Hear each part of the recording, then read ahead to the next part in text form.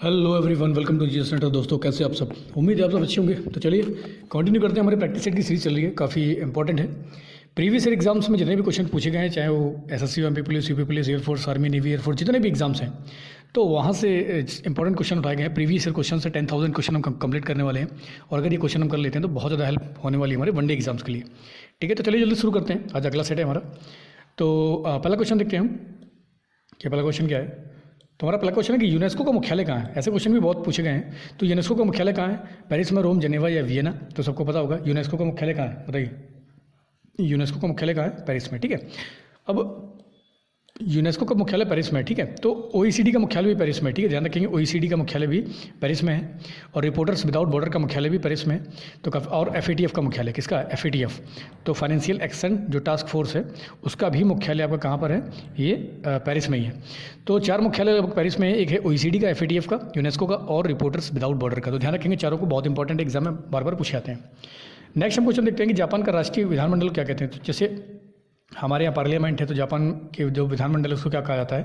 तो जापान के जो राष्ट्रीय विधानमंडल है उसको हम कहते हैं डाइट। बहुत बार एग्जाम में इसको डायरेक्ट पूछा गया है। क्या कहते हैं? डाइट कहते हैं। तो जापान का राष्ट्रीय विधानमंडल क्या कहते हैं? डाइट। ध्यान रखेंगे, टू का D is the right answer हो जाएगा। नेक्स्ट हमारा क्वेश्चन है कि भारत में राज्यों की संख्या कितनी है। तो भारत में कितने राज्य हैं? तो अभी हाल में जम्मू कश्मीर को क्या केंद्र शासित प्रदेश बना दिया गया। तो पहले 29 राज्य से अब कितने हो गए? 28 हो गए हैं। तो 28 राज्य और 8 केंद्र शासित प्रदेश है, 8 हमारे यूटी हैं। तो इसको भी ध्यान रखेंगे हमारे। ठीक है, दमन और दीव और दादरा नगर हवेली दोनों को मर्ज कर दिया गया। चलो जल्दी से कमेंट करो कि कौन से संविधान संशोधन के द्वारा दमन, दीव और दादरा नगर हवेली को मर्ज किया गया है। ठीक है, तो राज्यों की संख्या कितनी है? 28 है। ऐसे क्वेश्चन भी एग्जाम में बहुत बार बार डाले जाते हैं।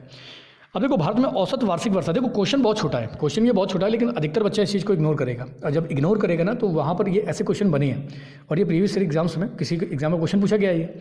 तो ये पूछा कि भारत में औसत वार्षिक वर्षा कितने मिलीमीटर होती है। तो अब यहाँ पर बच्चा लटक जाएगा, क्योंकि उसको पता है, उसने वर्षा, अर्षा, तूफान सब कुछ पढ़ रखा है, लेकिन वार्षिक जो वर्षा है उसके बारे में नहीं पढ़ रखा होगा नॉर्मली। तो ये होती है आपकी कितनी? लगभग 1100 मिलीमीटर। तो 1100 मिलीमीटर भारत में औसत वार्षिक वर्षा होती है। इसलिए जो भी प्रीवियस क्वेश्चन होते हैं ना, लगाना बहुत कंपलसरी होता है, बहुत जरूरी होता है। इसे लगाने से हमें बहुत हेल्प मिलती है, क्वेश्चन का पैटर्न समझ में आ जाता है हमें किस तरीके क्वेश्चन आने वाले हैं। नेक्स्ट हम क्वेश्चन, तो हमारा 4 का 20 द राइट आंसर हो जाएगा। नेक्स्ट हमारा कि भारत सरकार की प्रथम वन नीति। तो भारत सरकार की जो पहली वन नीति है, ये कब घोषित की गई थी?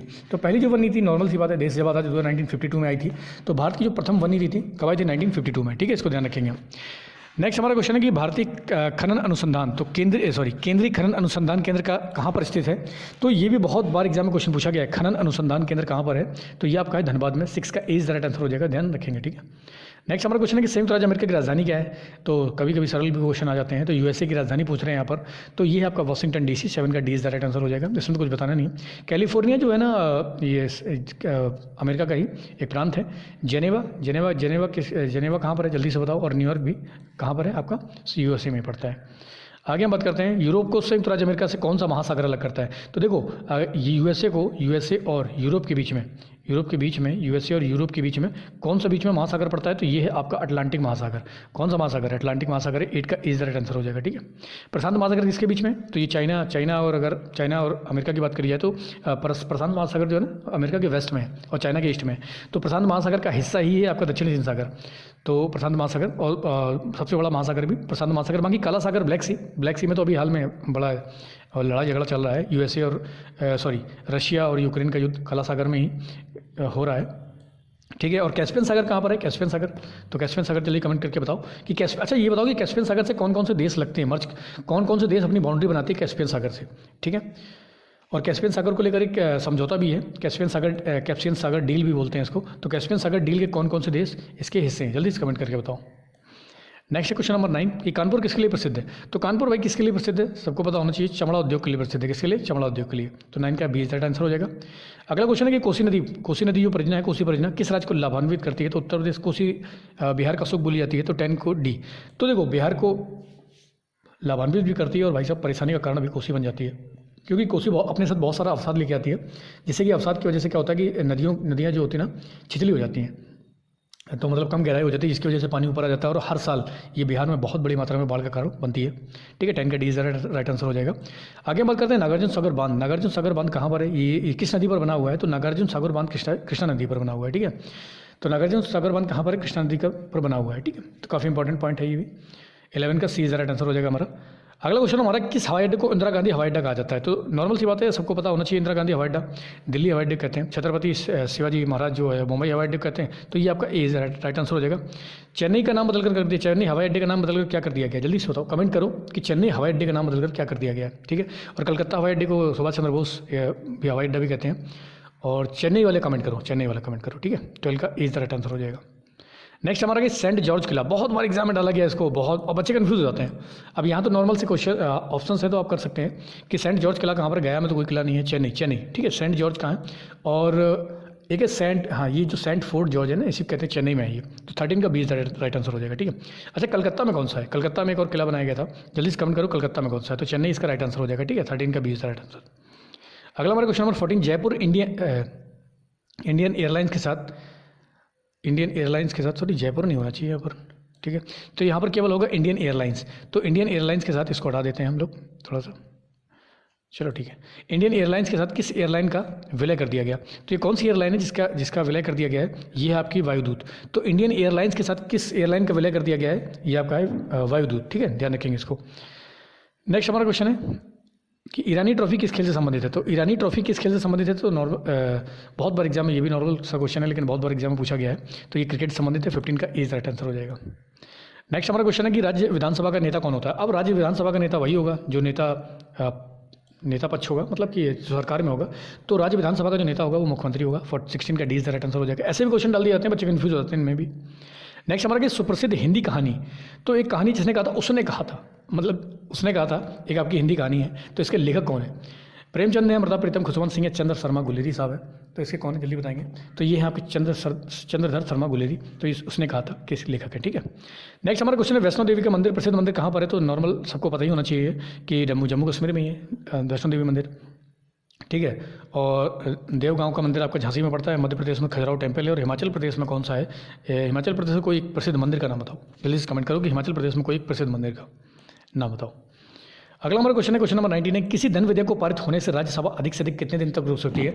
तो देखो, धन विधेयक की यहाँ पर बात कर रहे हैं, तो राज्यसभा के पास धन विधेयक को लेकर कोई ज़्यादा शक्ति नहीं होती है। ये कम से कम, अधिक से अधिक मतलब 14 दिन तक रुक सकती है, मात्र 14 दिन। अगर 14 दिन में वो कुछ करते भी हैं तो फ़ायदा नहीं है। 14 दिन बाद अगर वो 14 दिन से पहले दे देते हैं तो अच्छी बात है, नहीं देते तो फिर अपने आप ही वो 14 दिन बाद वापस लोकसभा में आ जाता है और राष्ट्रपति के पास भेज दिया जाता है। तो धन विधेयक को लेकर राज्यसभा के पास कोई खास शक्तियाँ नहीं है। राज्यसभा के पास 2 इंपॉर्टेंट पावर हैं, एक तो है आर्टिकल आपका 249 और एक है आर्टिकल 312, ठीक है। राज्य के विषय में कोई भी कानून बनाने का जो है वो 249 में है, 312 में क्या, अखिल भारतीय सेवाओं को लेकर। तो राज्यसभा के पास 2 प्रमुख पावर हैं, 249 और 312, ठीक है। तो इसका 19 का 20 राइट आंसर हो जाएगा। अगला क्वेश्चन हमारा क्वेश्चन नंबर 20, किसी राज्य का राज्य अध्यक्ष कौन होता है? तो राज्य अध्यक्ष, राज्य का पूछ रहा है, तो राज्य का राज्य अध्यक्ष कौन होता है? जो संवैधानिक अध्यक्ष होता है वही राज्य अध्यक्ष होता है। मुख्यमंत्री मत लगा देना धोखे से भी, ये होता है आपका राज्यपाल, ठीक है, ध्यान रखेंगे। बहुत इंपॉर्टेंट क्वेश्चन है, छोटे ही क्वेश्चन में बच्चे गलती करते हैं, बड़े बड़े क्वेश्चन तो सॉल्व कर लेते हैं, छोटे क्वेश्चन में गलतियाँ होती है। तो 20 का सी राइट आंसर हो जाएगा। राज्य का राज्य अध्यक्ष पूछ रहा है, मतलब संविधान प्रमुख पूछ रहा है वो, तो 20 का सी राइट आंसर हो जाएगा। नेक्स्ट हमारा क्वेश्चन है कि किस संविधान संशोधन द्वारा मूल अधिकारों को 7 से घटाकर 6 कर दिया गया? जो मौलिक अधिकार थे वो 7 से घटकर 6 हो गए थे। कौन से संविधान संशोधन? तो ये था 42वां। देखो, 42वें संविधान संशोधन में जो भी किया गया था ना, वो उस समय की जो सरकार थी उसने अपने फायदे के लिए किया था, लेकिन उसको 44वें संविधान संशोधन द्वारा पूरी तरीके से बदल दिया गया था। तो एक चीज़ हमेशा ध्यान रखना है, क्या ध्यान रखना है कि आपको, कि एक चीज़ ये ध्यान रखना है कि जितने भी बदलाव हुए वो 42वें थे, और जितने भी बदलाव को पलट कर दोबारा से वही कर दिए गए वो 44वां। सॉरी अच्छा, ये तो 7 जोड़ा गया था, लेकिन 7 घटाकर 6 कब कर दिया गया था? 44वें में, ठीक है। 42वां नहीं होगा, यहाँ पर 44वां होगा। तो ये आपका राइट आंसर क्या हो जाएगा? 1 मिनट, ये 44वां संविधान संशोधन, ठीक है। तो किस मौलिक अधिकारों को 7 से घटाकर 6 कर दिया गया था? ये 44वां संविधान। अच्छा, जल्दी से बताओ कौन सा जो 7वां जो एक आपका मूल अधिकार हटाया गया था, उसको कौन सा था जिसको हटाया गया था? जल्दी से कमेंट करके बताओ, ठीक है। नेक्स्ट हम क्वेश्चन देखते हैं, भारत में सबसे लंबी नदी कौन सी? देखो, भारत में सबसे लंबी नदी के बारे में पूछा तो गंगा है। ब्रह्मपुत्र धोखे से मत लगा देना, सबसे लंबी की बात कर रहा है। तो लंबी कहाँ से? आपका उत्तराखंड से निकलती हुई उत्तर प्रदेश, बिहार होते हुए, झारखंड वगैरह, पश्चिम बंगाल होते हुए बंगाल खाड़ी में गिरती है गंगा। तो गंगा सबसे लंबी नदी है भारत की, ठीक है। तो 22 का ए राइट आंसर हो जाएगा। बूढ़ी गंगा गोदावरी को बोलते हैं, ठीक है, इसको भी ध्यान रखेंगे। अगला हमारा क्वेश्चन है कि 500 से अधिक देशी रियासतों का विलय के लिए उत्तरदायी तो कौन है भाई? 500 से अधिक देशी रियासतों को विलय करने का काम जो किया था वो पटेल साहब ने किया था। The Bismarck of India, Sardar Vallabh भाई पटेल, लौह पुरुष भी ने कहा जाता है। अच्छा, लौह पुरुष जो इन्हें नाम दिया गया था अच्छा, सरदार की जो उपाधि दी गई थी ना, वो किसने दी थी? जल्दी कमेंट करो कि सब पटेल साहब को सरदार की उपाधि किसने दी थी। तो 23 का डी इज राइट आंसर हो जाएगा। नेक्स्ट हमारा क्वेश्चन है कि राष्ट्रपति पद के लिए जो प्रत्याशी का नाम कम से कम कितने निर्वाचक द्वारा प्रस्तावित या अनुमोदित किया जाता है? तो कितने प्रस्तावक होते हैं, कितने अनुमोदक होते हैं? तो ये आपका 50 होते हैं। ठीक है, पढ़ा होगा सबने। 24 का 20 राइट आंसर हो जाएगा। 50 प्रस्तावक, 50 अनुमोदक। अच्छा, जमानत राशि कितनी होती है राष्ट्रपति की? जल्दी से कमेंट करके बताओ। और लास्ट क्वेश्चन है हमारा, भारत का राज्याध्यक्ष कौन होता है? तो भारत का राज्याध्यक्ष मतलब संविधान प्रमुख कौन है? तो यह राष्ट्रपति। जितने भी काम होते हैं राष्ट्रपति के नाम से होते हैं, लेकिन लोकतांत्रिक व्यवस्था को हमने अपनाया है। तो सरकार का मुखिया कौन होता है? तो ये प्रधानमंत्री होता है। काम सारे प्रधानमंत्री करता है, लेकिन नाम से किसके करता है? तो राष्ट्रपति ही करता है। तो इसलिए भारत का राज्य प्रमुख कौन होता है? राष्ट्रपति होता है। तो 25 का 20 राइट आंसर हो जाएगा। तो इस प्रकार से बहुत इंपॉर्टेंट प्रीवियस क्वेश्चन हैं, जितने भी एग्जाम में बार बार रिपीट होते हैं, ये बार बार पूछे गए हैं। तो इसको देखो, लगातार पढ़ाई करो, लगातार मेहनत करते रहो। ठीक है, क्योंकि हमारी कंटिन्यू सीरीज चलती रहेगी। तो इसी तरीके से लगातार पढ़ाई करो, लगातार मेहनत करो। आज के लिए इतनी बहुत है। जय हिंद।